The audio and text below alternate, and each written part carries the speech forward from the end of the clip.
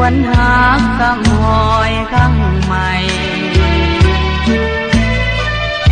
น้องแต่งงานแล้วอายก็ยังหวังทั้งที่หัวผิดหวังความหลังลืมน้องบ่ได้มีหัวใจน้องค้างคายศาสตร์ก่อนชาตินี้หวนคืนมาย้อนขอวอนทวงหนี้หัวใจรอใจบุญน้องทานให้ผลบุญที่ข้าทานไปหวังได้ห่วงเมียงปารมี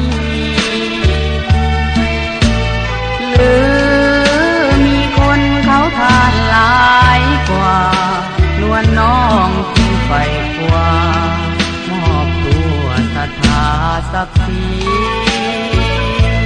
ปล่อยหายนี้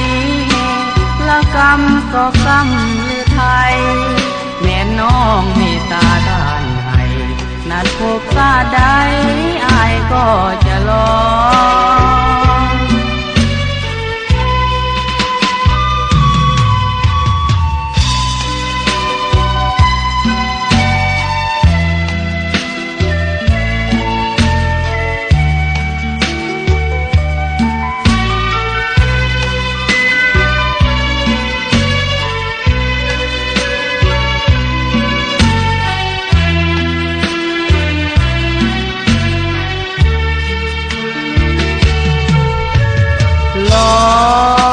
ใจบุญน้องทานให้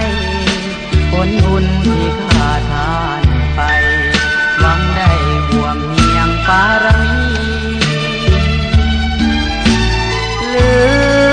อมีคนเขาทานหลายกว่านวลน้องที่ไฟคว้ามอบตัวศรัทธาศักดิ์ศรีปล่อยหายละกรรมก็กรรมหรือไทยแม่น้องเมตตาทานให้นัดพบชาติใด